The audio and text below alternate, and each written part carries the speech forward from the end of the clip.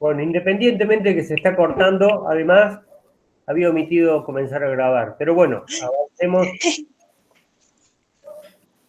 avancemos y de última queda el, ¿cómo se llama? Van a quedar los apuntes, aparte de esta grabación, los apuntes y la filmina. Genial, no hay problema, profe. Entonces, decíamos, ¿hasta dónde me escuchaste?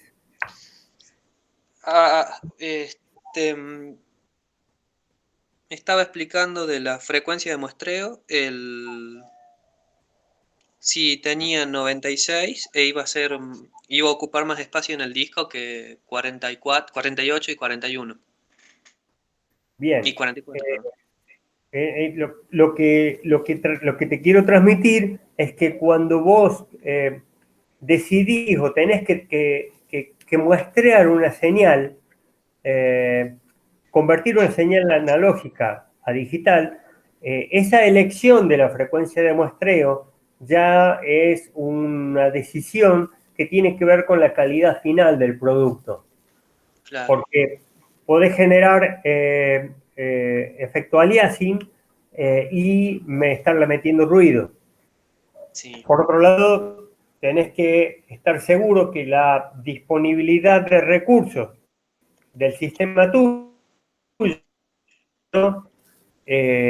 permita eso, como así también tener placas de audio que te permitan procesar 46.000 muestras por segundo.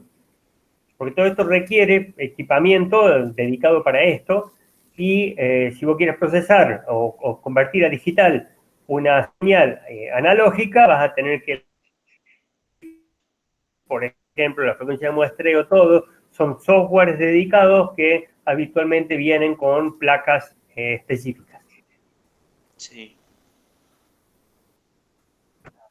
Por otro lado, cuando vas a hacer una mezcla, depende mucho de la cantidad de, en este caso, señales que puedas tener, de la magnitud de una banda o si querés mezclar otras cosas y meterles efectos. Bueno, a ver, son decisiones que hay que ir tomando para, como te decía, definir la calidad del producto. Claro. Bien, entonces, lo que sí sabemos es que si nos vamos a los 96, disminuimos significativamente. Es casi imposible que parezca una frecuencia, un efecto aliasing sobre algún batido de alta frecuencia por la magnitud que podría llegar a tener. Sí, el filtro lo mejor que pueda estar diseñado es lo mejor que vas a tener el resultado. Sí. Entonces, el filtro anti-aliasing viene la señal analógica. El filtro anti-aliasing lo que hace es eliminar las componentes de frecuencias superiores, atenúan las componentes de frecuencias superiores a la frecuencia máxima que uno quiere muestrear. En este caso, algo así como lo que yo te mostraba en el pizarrón, un filtro pasabajo, es decir, elimina todas las frecuencias altas, por eso se llama pasabajo, porque pasan todas las frecuencias bajas. En este caso, la frecuencia de corte es 20.000 Hz, en el caso del audio. Sí. Bien. ¿Cuáles son las frecuencias de muestreo que se utilizan? Digamos, estamos hablando de que ya casi todas las comunicaciones, por ejemplo, terminan siendo digitales. La comunicación telefónica del teléfono fijo ya no funciona más en analógico, funciona en digital. Sí. El ancho de banda de audio es cierto que son 20 kilohertz, pero en realidad la telefonía responde hasta 3,5 o 4 kilohertz, porque dentro de ese rango de señal, desde 20 hasta 3,4, 3,5 kilohertz, el contenido en frecuencia de la voz humana es suficiente para transmitir todo el mensaje. Ah, claro, Por eso en AM el ancho de banda es 5 kHz. claro. Se están eliminando de 5 a 20.000 un montón de contenido en frecuencia audible. Pero Sí, fíjate vos que el mensaje hasta 5 kHz es más que la voz que llega, el audio que llega, es más que suficiente para pasar el mensaje.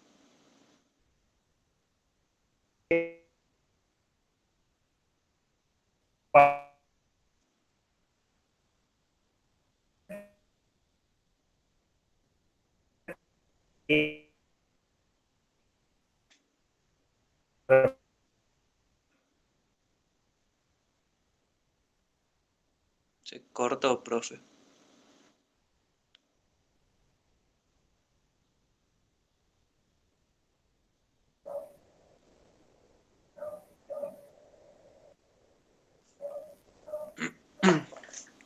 Adrián. Se cortó cuando estaba explicando lo de AM, que cortan Sí, desde ¿hasta 5 dónde me para arriba. escuchaste? Desde 5 para arriba, la frecuencia que corta. ¿Hasta dónde me escuchaste? Lo de la frecuencia de AM, que cortan a partir de los 5 kHz hasta los 20.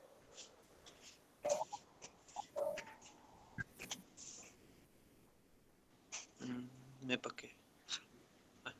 Bien, entonces, todo el contenido de 5 kHz para arriba, que es parte de frecuencias medias y todas las frecuencias agudas, lo que hace es dar brillo a todo el audio, por supuesto. Pero fíjate vos que en amplitud modulada lo que se hace es limitarlo a 5 porque es suficiente para transmitir un mensaje. Claro, Era todo lo que era amplitud modulada inicialmente, lo que era hacer era informar, era comunicar, más que reproducir música. Es decir, la reproducción de música también existe, hay contenido musical, pero el sí, objetivo no es la calidad, sino la información. es verdad.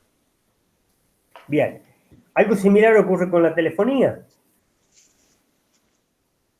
Entonces, el ancho de banda que se quiere transmitir, no nos olvidemos que al reducir el ancho de banda, aumentamos la cantidad de comunicaciones que se pueden transmitir.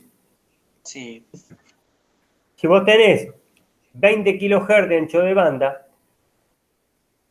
una comunicación con pleno rango de frecuencias disponible para transmitir todo el espectro de frecuencia del audio, estamos utilizando 20 kHz. Ahora, en esos 20 kHz entran 4 señales diferentes de 5 kHz de ancho de claro, banda. Digo, uno empieza a resignar un poco de calidad y en el mismo espectro radioeléctrico se pueden transmitir mucha mayor cantidad de información. Eso es lo que se hace en claro, telefonía. Se limita el ancho de banda que se transmite a un rango aceptable para poderse comunicar sin que haya limitaciones en el mensaje que se transmite, posibilitando que haya en el mismo ancho de banda mucha mayor cantidad de comunicaciones. Por ejemplo, si quisiéramos transmitir en 30 kHz, eh, dos señales de 20 no podríamos, transmitiríamos una sola. En cambio, en 34. En 34 kHz podemos meter 10 comunicaciones telefónicas. sí, Si las quisiéramos meter con 20 kHz de ancho de banda, entra una sola. ah, claro, ¿Sí? Ese sí, es el concepto. Por eso se achica tanto, porque no es el objetivo la calidad, sino la comunicación. claro, es verdad. Bien. Y nuevamente, concepto que traíamos de TV Digital 1, eh, el espectro en frecuencia es un espectro finito, limitado, y que Sí, hay que aprovecharlo lo mejor posible.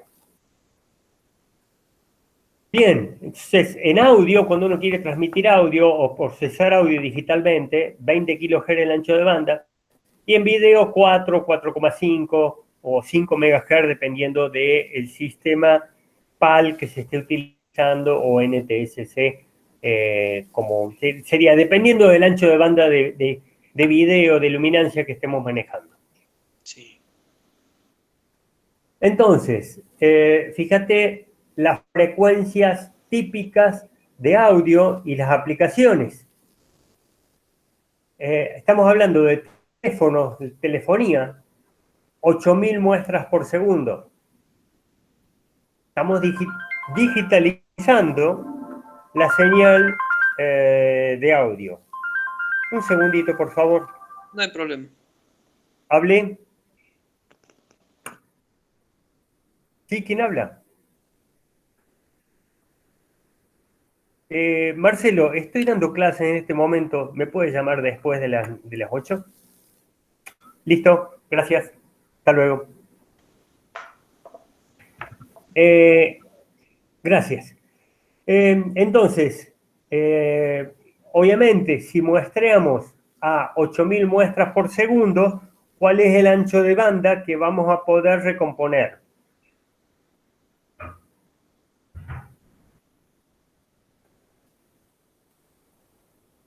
Y 4 Adrián, porque sería claro, el doble. correcto. Igual ahí dice o cita 3,5 kilohertz. Pienso que hay una cuestión de margen por el filtro pasabajos, pero básicamente sí, es una referencia importante que la mitad de la frecuencia de muestreo sería la frecuencia máxima que se va a poder recuperar. Sí.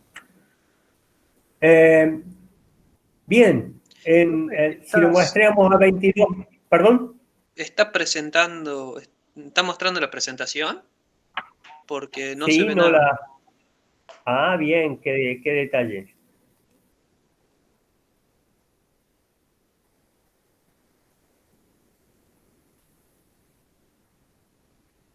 Bien, ahí estamos. Ahora sí. Perfecto. Entonces, ahí estamos. Si procesamos en 22.000 muestras por segundo, vamos a tener hasta 10 kilohertz. En Sí. realidad serían 11.000 Hz. Bueno, un ancho de banda de 10 kHz ya tiene un contenido en frecuencia de todas las frecuencias medias audibles, más un alto contenido de agudos. Obviamente los agudos más finitos no. Yo personalmente arriba de 12 o 13 kHz me cuesta escuchar y también tengo casi 60 años y uno va perdiendo respuesta en frecuencia con la edad, Sí. pero 10 kHz es un alto contenido en frecuencia muy interesante. No todos los instrumentos musicales agudos pueden generar contenido arriba de 10 kHz. Tiene que ser un violín, un sonido muy finito, Muy, este, pero que muchas veces están en los temas musicales. sí. 32.000 muestras por segundo, el mini, el DAT, el sistema DAT, que acá está puesto que en 48.000 muestras por segundo, el sistema DAT tenía como opción el, la, el mini DVD, no, el compact disc, mini compact disc, no mini, no recuerdo el nombre, pero hay un sistema profesional dentro de lo que es el audio con muestras de 32.000. En ese caso estamos eliminando qué rango, desde qué frecuencia estamos eliminando. Desde 32 serían 16 para arriba. De 16 para arriba se están eliminando. Eliminando, Es cuestión también de prestar atención a las preguntas, porque yo te pregunté en alguna oportunidad hasta qué frecuencia vamos a escuchar y en esta oportunidad desde qué frecuencia vamos a eliminar. Y está muy bien la respuesta. Luego 44.100, que ya vamos a ver por qué 44.100 como una frecuencia una estándar, sí. que es el estándar de los CD. Y también es común en MP3, los 44.100. Sí. Bien. El MP3 lo que utiliza es un formato de compresión que elimina muchas componentes, pero en realidad esa es la frecuencia de muestreo.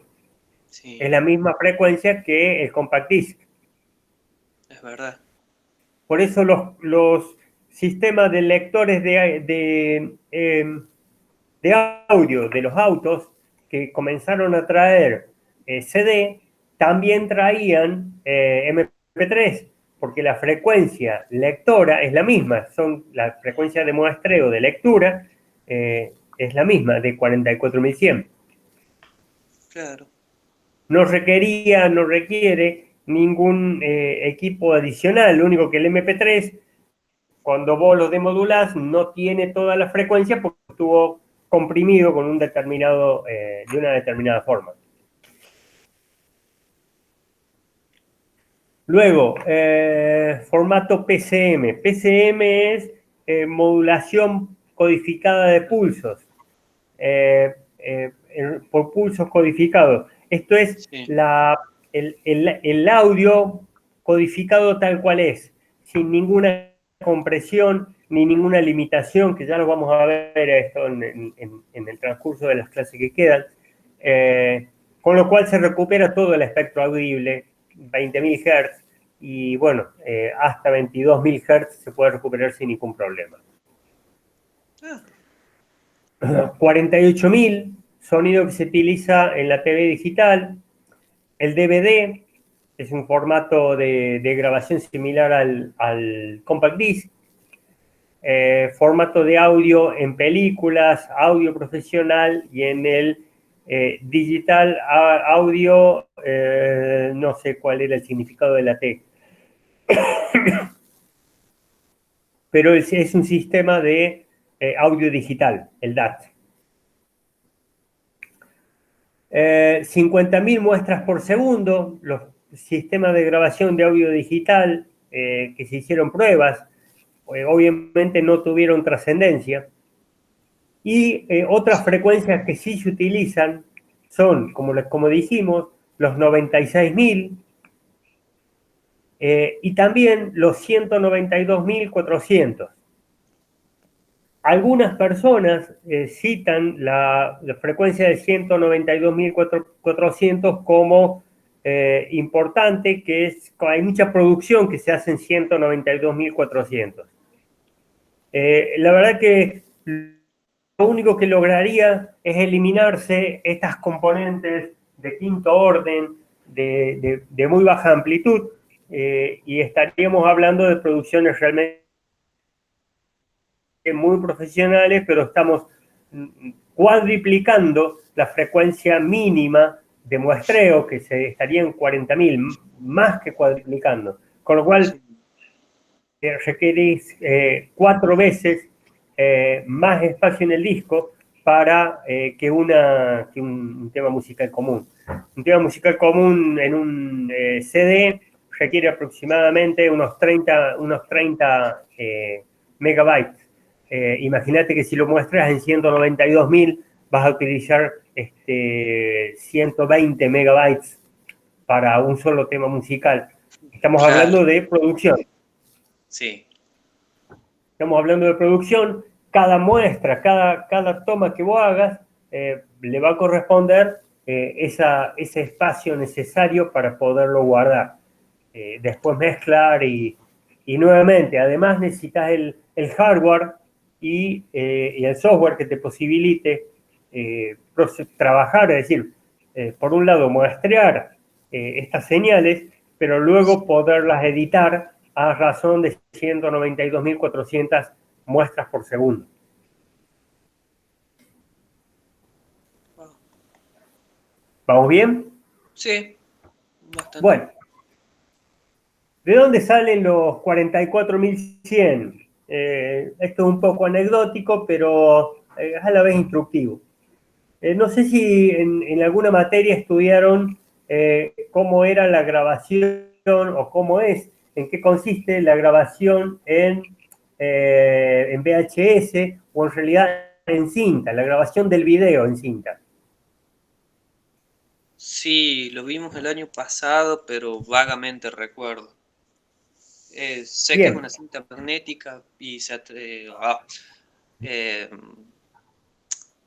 se transfieren los unos y ceros, pero no me acuerdo específicamente cómo era.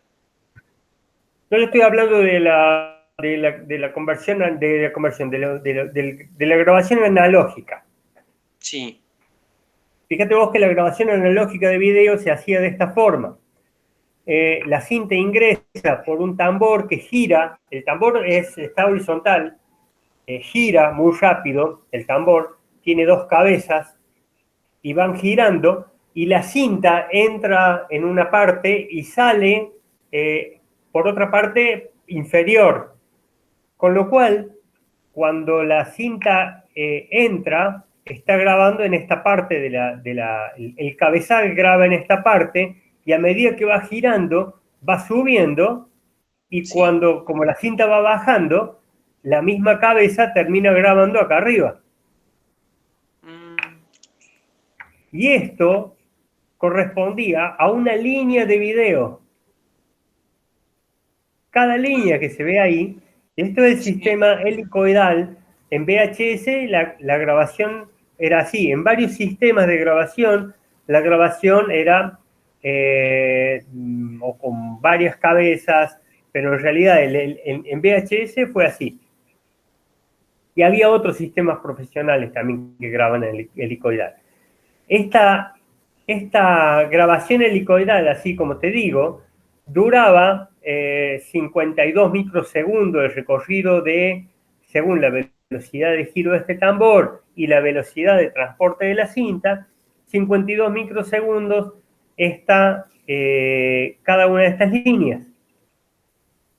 Con lo cual claro, terminábamos grabando una línea por cada una de estas pistas de una línea de video por cada una de estas pistas magnéticas. sí, Bien, fíjate vos, esto estamos hablando de los orígenes. Las primeras pruebas de digitalización de audio, cuando hicieron pruebas, no existían equipos de grabación de audio digital.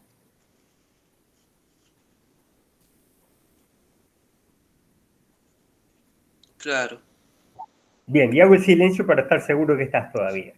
Bien, Entonces, lo que hicieron fue grabar en estos equipos de video, que sí tenían equipos de video, de grabación analógica de video, grababan la información digital de audio.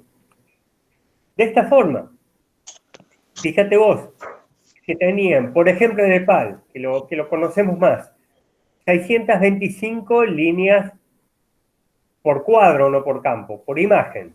ah, Por imagen. Luego, la línea de retrasado vertical por campo o por imagen son 37 en total. La cantidad de líneas útiles que te quedan por cuadro son, de todo el cuadro, 588. Sería dividido 2 la cantidad de líneas útiles por campo.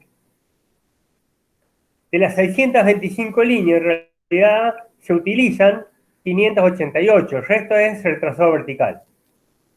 Entonces, de estas 588, cada campo, el campo par o el campo impar, utilizan 294 líneas. sí, Como tenemos 50 campos por segundo, 50 veces esto por segundo, vamos a tener 50 por 294, tenemos 14.700 líneas útiles por segundo. Estamos hablando del sistema PAL de televisión.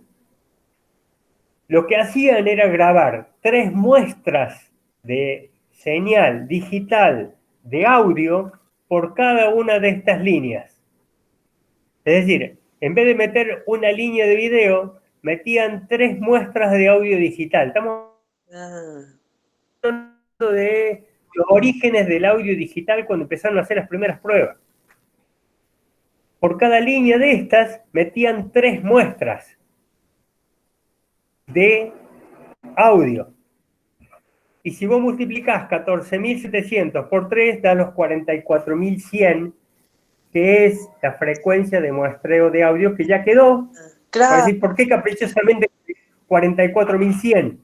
Fue porque cuando empezaron a hacer pruebas, empezaron a muestrear a 44.100 muestras por segundo, y bueno, hasta que seguro que habrán desarrollado equipamiento y para estar seguro que funcionaba y que les servía, y verificarlo y archiprobarlo en laboratorios hasta que terminaron haciendo los equipos que funcionaban a 44.100, tanto que esa frecuencia se sigue arrastrando. Es decir, en realidad tiene que ser mayor que 40. Con que sea mayor de 40 ya está. Pero ¿por qué 44.100? Tan caprichoso el número. Bueno, el tema era que metían por cada una de estas líneas que son, ¿no? Metían en cada línea de esas 3 muestras. Claro. 3 muestras de audio, 3 muestras de audio al lado, 3 muestras de audio al lado, lograron grabar audio digital. Sí. Y esos fueron los orígenes, por eso surgió el 44.100 y quedó. Claro. Tanto que es el estándar de grabación de los CD. Sí. 44.100 en la CD y en MP3 también. Bueno, ya el DVD, el DAT y en realidad la TV digital utiliza 48.000 muestras por segundo. Obviamente, están viendo esto con el tiempo, fueron viendo lo del filtro pasabajo, que idealmente no es factible hacerlo bien, y también todos los inconvenientes del aliasing. Sí. Otras frecuencias que se utilizan, como yo comenté ahí, son los 88.200 o el doble de 48.000, que serían los 96.000. Claro. 192 dividido 44.100. No. No sé de dónde salen los 192. Es 192, 400. 192 es 4 veces 48. Pero ¿por qué los 400? No lo sé. 192, 400 dividido 4 me da 48.100. Como 4 veces la frecuencia de 48.100. Bueno, a ver, es el estándar que se utiliza. Ahí tenés el Blu-ray, por ejemplo, ¿no? En HD, en la televisión digital, se utilizan frecuencias superiores.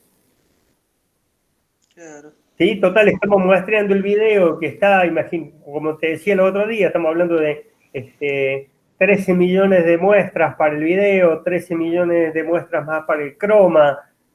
Bueno, a ver, en realidad en el video digital, Sí. todas las muestras de sonido van metidas en el sincronismo. Vos tenés una línea de video. Luego tenés el sincronismo de video, para decirle al televisor y el equipo, ahora sigue la línea siguiente, sea que sea barrido progresivo o entrelazado, ya lo vamos a ver. Pero en el sincronismo ese, Sí. que son 15.000 ciclos, 15.000 veces por segundo, si la frecuencia es de 625, en HD, en la televisión digital son 19, son 100, son 1080 líneas, es mucho más. En esa frecuencia de horizontal, va metido en lo que sería el periodo de sincronismo, ahí meten el audio digital, digitalizado. Claro. Porque es un periodo inútil de la señal. Mm, ahora ¿Sí? sí. Sí, Bien. Entonces, se permiten muestrar las frecuencias mayores. Total, estamos hablando de 26 millones de muestras por segundo. Y meten en el sincronismo horizontal, meten todo el audio codificado digital, por supuesto. claro. ¿Está? Sí. Bien, esto es todo sobre muestreo. ¿Alguna pregunta o algo? ¿Podemos No, pasar a la segunda etapa? sí, ¿Sí? sí. Bueno, vamos a comenzar, por lo menos, creo que vamos a poder, sí, tenemos media hora. Comencemos con cuantificación.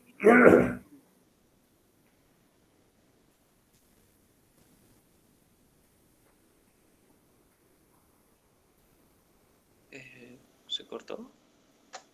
No, acá Ah, estoy abriendo bueno. el archivo que corresponde a cuantificación. Ah, bien. Un instante, por favor. No hay problema.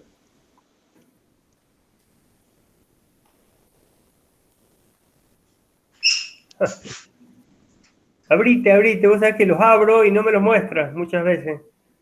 No sé qué es lo Ah, que tengo que hacer para que me lo muestre, porque ahí lo quería presentar y no lo veía, sigo sin verlo. sí, yo también no veo nada. No, si yo no lo logro habilitar, no lo vas a poder a ver acá.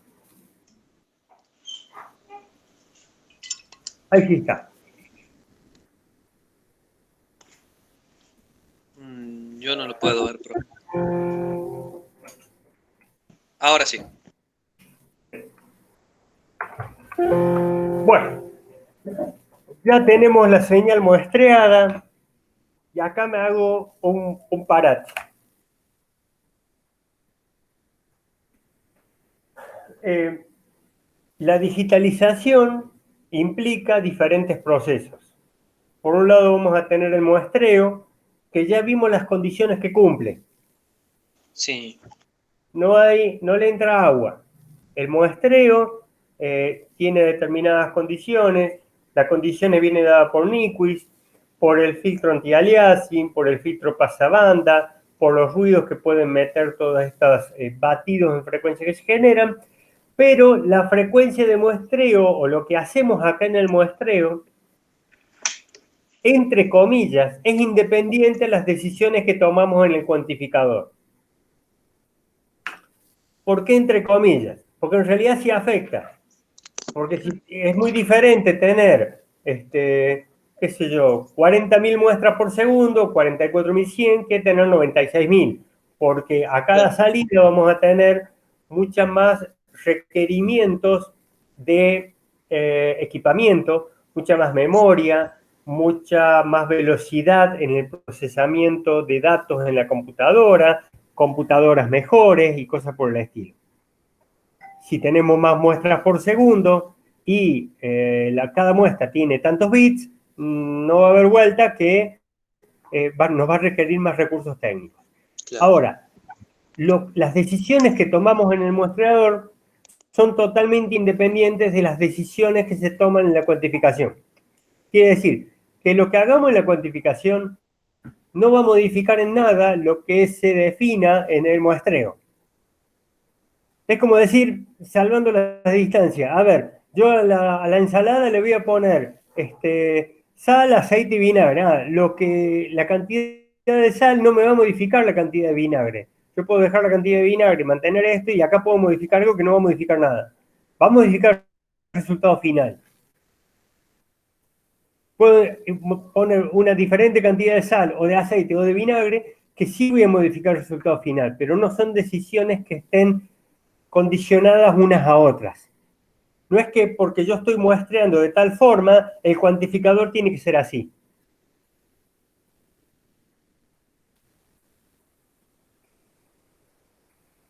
Claro. Bien. Tampoco condiciona la codificación. Sí, los recursos técnicos a la salida. Bien. Eso es importante. Lo que sigue, acá al principio, a la entrada teníamos señal analógica. Acá tenemos señal cuantificada en el tiempo, porque cada periodo de muestreo en segundos, vamos a tener una muestra. Sí. Segundos, microsegundos, lo que corresponda. Sería 1 dividido la frecuencia de muestreo. Cada tanto periodo de muestreo vamos a tener una muestra. Pero esa muestra va a tener niveles de amplitud de tensión que que son continuos, pueden variar dentro del rango dinámico de la señal, es decir, desde el mínimo valor que puede tomar la señal de audio o de video hasta el máximo, puede estar en cualquier punto. Sí. El definir en dónde vamos a poner los voltajes o estos valores de voltaje para cada muestra, en cada muestra va a haber que definir, a ver, dónde ponemos los 3,3333 voltios de esta muestra y lo ponemos en 4 o lo dejamos en 3. Supongamos que los niveles sean 3 y 4. Sí. Tenés 3,3333. A ver, ¿dónde lo fijo? ¿En 4 o en 3? O si tengo un paso de cuantificación que se llama que es de 0,5, lo dejo en 3,5 o en 3. Eso es lo que hace el cuantificador. Definir, discretizar, ya tenemos discretizados los tiempos. Ya sabemos que cada tantos segundos hay una muestra. Bien, ¿qué valor específico y fijo le vamos a dar a cada muestra? Que podamos definir, supongamos, 7 valores de tensión y que en esos 7 valores de tensión vamos a decir al valor 0,0, al valor de 0 voltios le vamos a decir el valor 0,00, al valor de 1 voltio le vamos a decir 0,01, al valor de 2 voltios 0,12, al valor de 3 voltios 0,11, al valor de 4 1,00. ¿Me sigues? Sí. Es decir, fijar estas tensiones continuas que pueden tomar cualquier valor en valores fijos determinados por la cantidad de bits que manejemos. La cantidad de bits que vamos a manejar en el codificador y que en definitiva cantidad de bits que va a tener cada muestra va a estar definido casualmente, va a definir esos valores de tensiones. Entonces, el cuantificador asigna niveles discretos a los valores muestreados para su codificación. Tenemos una señal analógica que ya tenemos muestreada. Lo que hacemos es asignarles valores fijos. Estos valores habitualmente no coinciden pueden o no coincidir con los valores que toma la función en cada momento de muestreo. Sí. Por lo tanto, vamos a estar generando algo que va a ser un error de muestreo. Y vamos a avanzar en eso. Vamos a definir algo que se llama paso de cuantificación. El paso de cuantificación es la diferencia en voltios que hay entre dos niveles de cuantificación contiguos. Yo te decía hace un rato que podría ser que esta sea una señal de, no sé, 10 voltios. Bueno, cada cuadrito es 1 voltio. Entonces, si alguna señal de estas cayera en un valor intermedio, y hay que asignarle el valor de arriba o el de abajo. Pero va a ser, no sé, a ver, esto es 1, 2, o va a ser o 3 o 2. No hay intermedio. La cuantificación no posibilita ese valor intermedio. Dale la precisión que quieras. ¿Querés que sea 2,253? Listo, no hay problema. Pero va a ser 2,253 o 2,254 o 2,252. No puede ser 2,25, 23, 45, 6. Sí. La cuantificación nos va a discretizar los valores, por eso asigna niveles discretos. Asignamos niveles discretos en voltios a las muestras ya tomadas a lo largo del tiempo según la frecuencia de muestreo.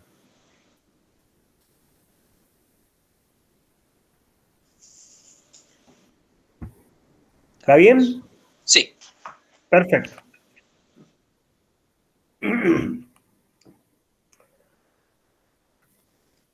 Entonces, el cuantificador mide la tensión que tiene todas las muestras. Mide, ¿sí? Y, por ejemplo, estas son muestras. La diferencia de tiempo entre una muestra y otra es el periodo de muestreo. Me faltó acá poner TM, poner dos flechitas y la diferencia entre acá y acá es el periodo de muestreo. Ahora, la señal muestreada este es un valor de tensión que cae en una muestra. El paso de cuantificación es este. Con lo cual, o le asignamos el valor superior o le asignamos el valor inferior. No hay otro. A Claro. esta muestra que está más cerca del valor inferior, le asignamos el valor inferior en voltios, y a esta muestra que está más cerca del valor superior, le asignamos el valor superior. Entonces, vamos a estar generando un error. Sí. Bien. El tema va a ser, o el final del cuento va a ser, elegir tantos niveles de cuantificación que el error no se note.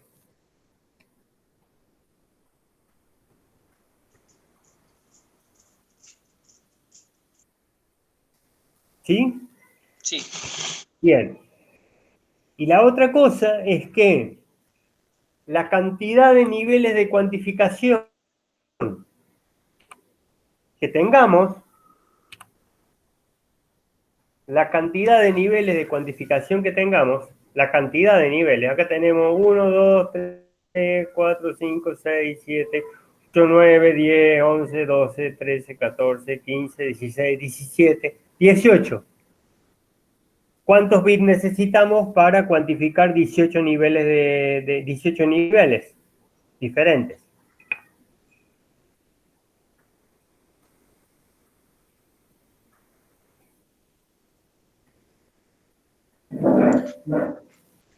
A ver. Para que saque una foto de lo que tengo en el pizarrón, así lo puedo borrar, porque Genial. eso es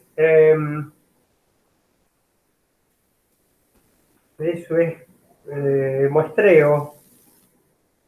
Sí.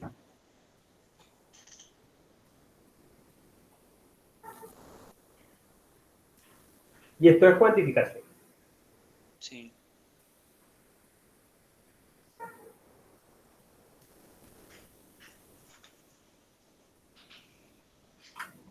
Listo.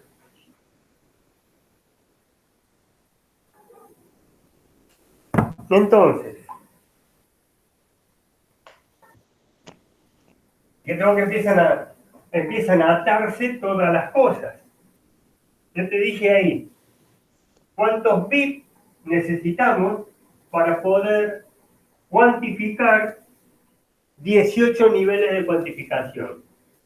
2 a la 0 es 1, 2 a la 1 es 2, 2 a la 2 es 4, 2 a la 3 es 8, 2 a la 4 es 16, 2 a la 5 es 32.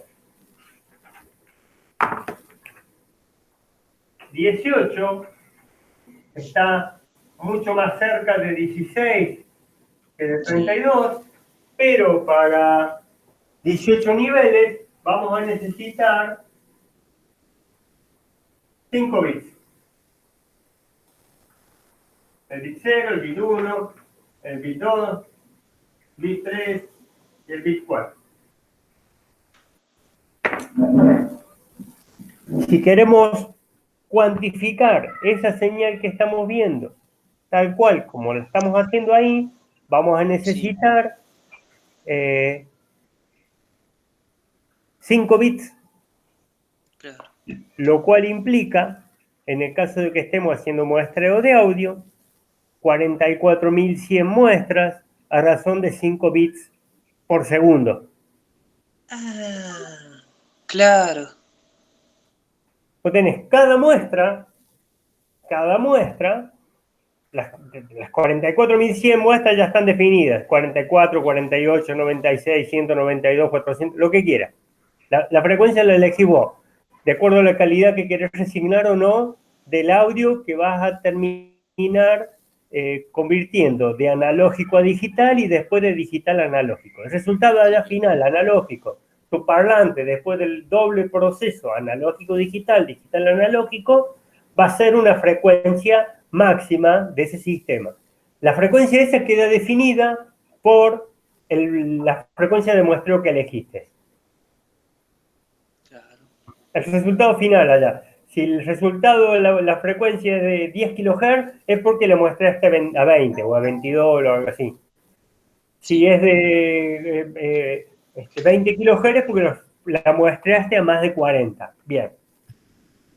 Más allá que se puede meter algo de ruido o algo. Eso lo resolvemos con el anti-aliasing. Ahora, la codificación es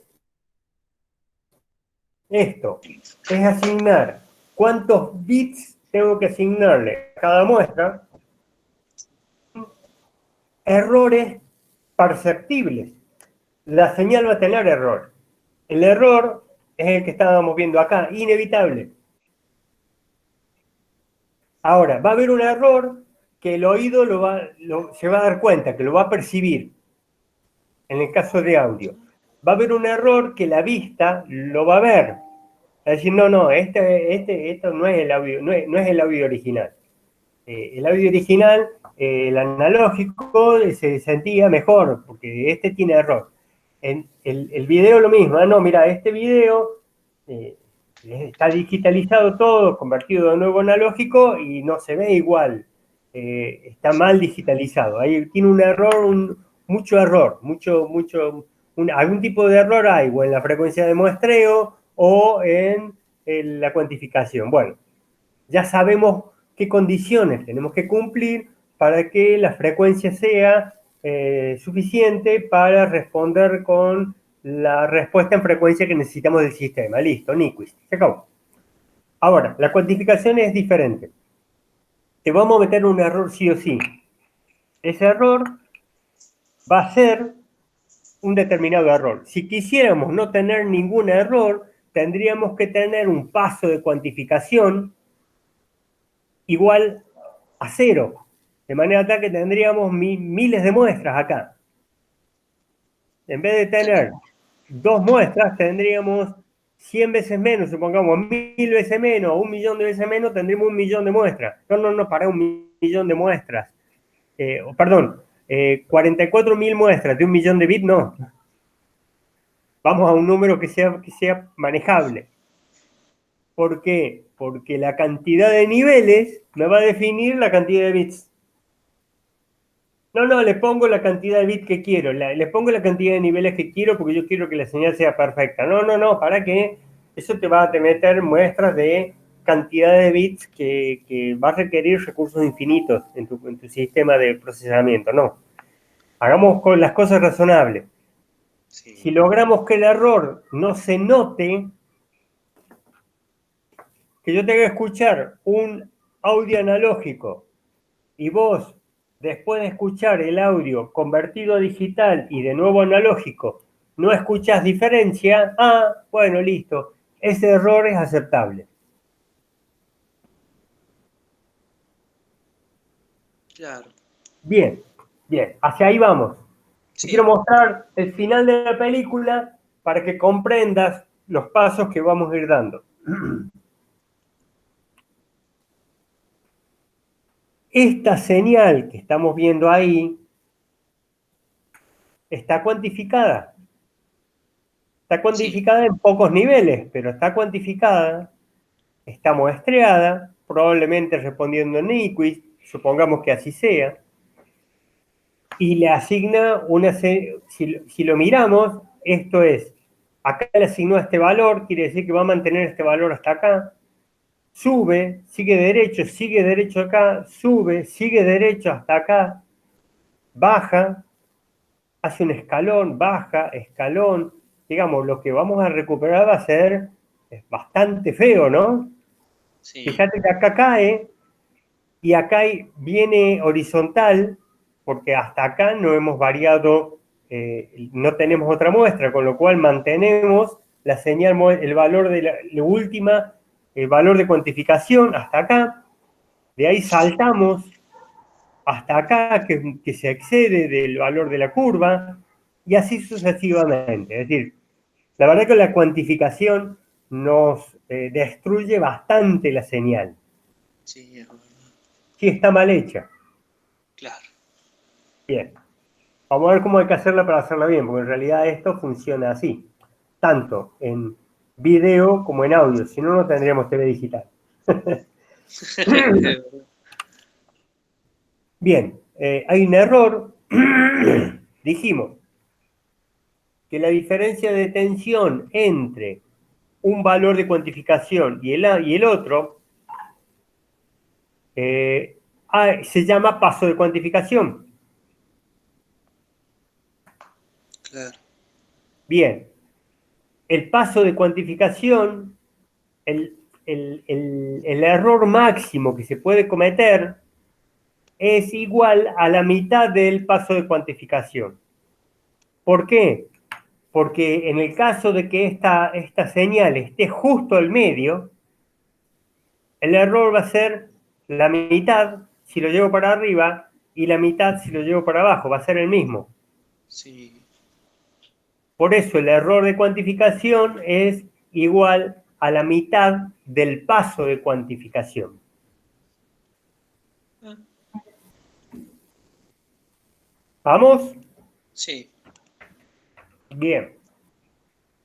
Entonces, para una señal como esta, por ejemplo, que va creciendo en el tiempo, es una señal continua, que lo que vamos a hacer es digitalizarla, tomamos una muestra y vamos tomando muestras de la misma. El tema es que las muestras son tomadas en cada uno de estos periodos y el error de cuantificación coincide con el valor, la mitad de el paso de cuantificación. En este caso tenemos un nivel 2, 3, 4, 5, 6, 7. La diferencia entre la tensión máxima que tenemos menos la tensión mínima. Sería esto el rango dinámico. La diferencia entre la tensión máxima y la tensión mínima se corresponde con el rango dinámico, ¿correcto? Sí. Dividido la cantidad de niveles, me va a dar el paso de cuantificación. Si yo acá tengo, supongamos, 7 voltios, acá tengo 0 y acá tengo 7, dividido 7, el paso de cuantificación va a ser 1 voltio. Y el error va a ser este voltio que se llama delta, en este caso, podría ser cualquier valor, delta, dividido 2. Por eso el error toma, en este caso, de una señal continua que no varía significativamente en el tiempo, sino que simplemente va creciendo, el error tomó una forma así. ¿Qué significa esto? Que el error máximo que podemos tomar o que puede adoptar una señal al cuantificar, al ser cuantificada, es en la mitad del paso de cuantificación. Por eso es importante definir cuál es el paso de cuantificación. Claro. ¿Sí? Sí. Bien. Acá tenemos esta filmina y la próxima, y creo que ya terminamos. Tenemos algunas señales Esto es una señal cuantificada, fíjate vos, el muestreo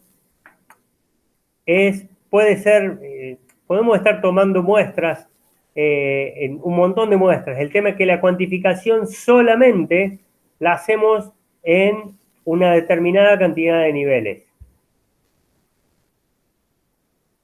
En este caso, el error, ¿sí?, que estamos midiendo es la mitad de este paso.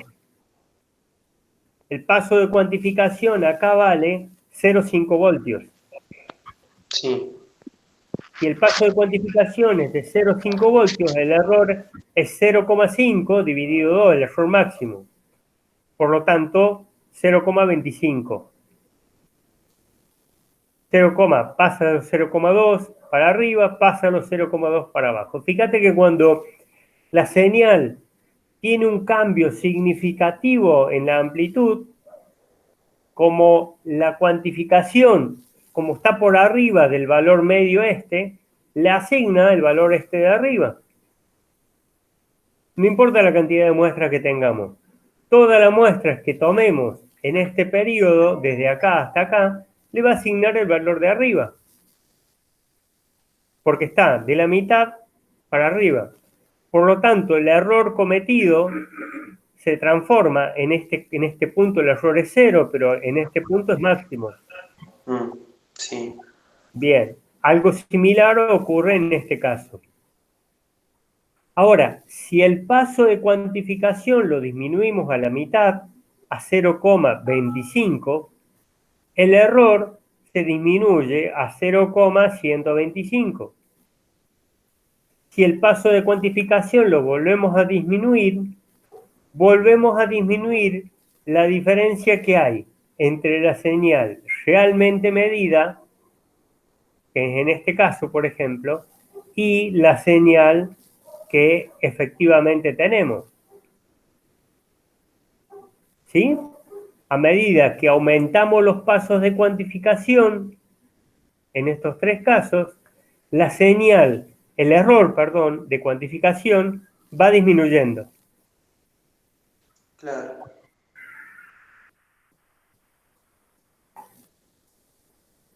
Y algo similar podemos ver en este gráfico.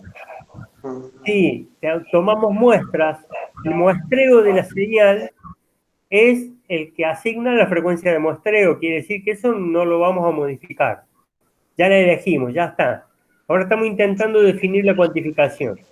Si lo cuantificamos en 3 bits, vamos a tener 8 niveles. En realidad, del 0, como es un nivel, va de acá a 7. El error que vamos a ir cometiendo nos lleva a tener una señal cuantificada como esta.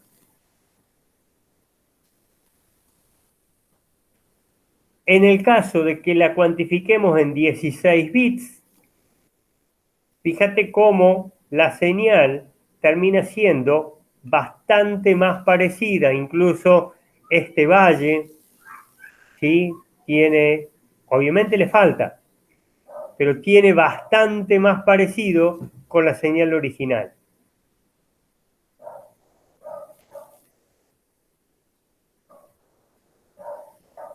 Claro. Por lo tanto, menos error. Sí, es verdad. Bien. Entonces, vamos a avanzar la clase que viene para definir cuál es la cuantificación ideal, cuál es la cuantificación que se emplea en audio y cuál es la que se emplea en video, con lo cual ya vamos a tener definidas las dos etapas de el conversor digital analógico, perdón, de analógico a digital en las dos primeras etapas, tanto el muestreo como la cuantificación.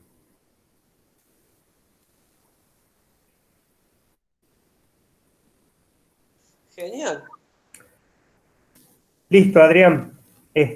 Bueno, lamento las interrupciones y también el haber puesto a grabar tarde. Bueno, te agradezco que hayas participado, pudiste aprovechar toda la clase y como dije, la información completa va va a estar tanto en las filminas como en los apuntes, así que se puede recuperar como una buena señal cuantificada.